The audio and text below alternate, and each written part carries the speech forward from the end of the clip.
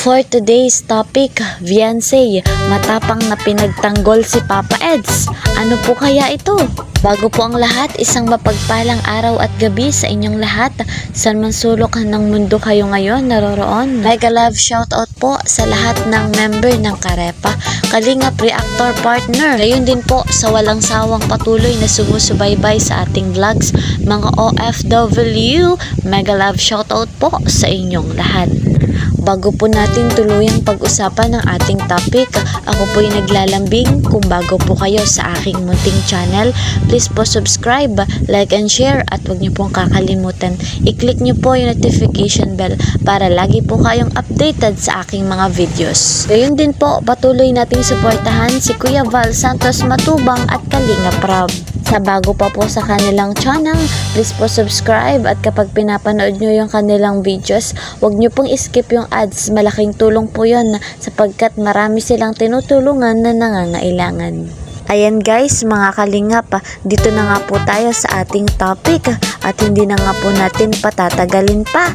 Viancy, matapang na pinagtanggol si Papa Eds. Ito daw po yung issue about po sa paghatid at sundo kay Viancy. Noong nakaraan nga po ay nagkaroon ng get together ang mga kalingap at dumalo nga po si Viancy.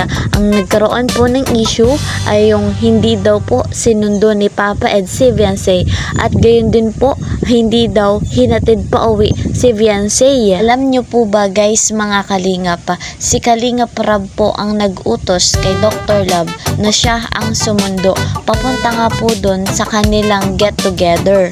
So guys, mga kalingap, meron nga pong ilang mga supporters na binabash si Kalingap Edu nang dahil lamang po sa hindi paghatid at pagsundo ni Papa Eds kay Viancy. Kaya naman po, matapang na pinagtanggol ni Viancy si Papa Eds na wag nga daw pong i-bash si Papa Eds. Ginagawa nga lang po ni Papa Eds yung kanyang part at meron po silang pinag-usapan. Para po sa akin mga guys, mga kalingap, kung ganyan po mag-isip yung mga supporters, hindi po sila solid supporters, kasi dapat po unawa nila yung kalagayan na kung bakit po hindi naghatid at sundo si Papa Eds.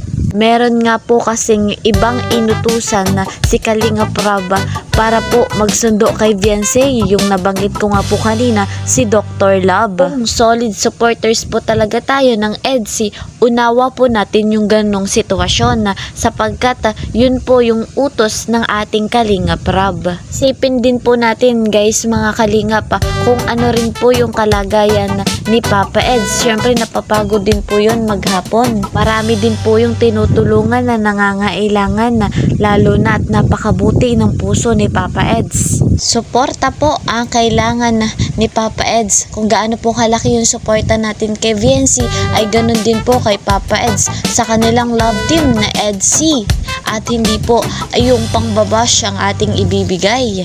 Pagdating naman po kay Viancy, yung ganong klaseng hindi paghatid at sundo ay hindi big deal sa kanya, lalo na at may pinag-usapan sila.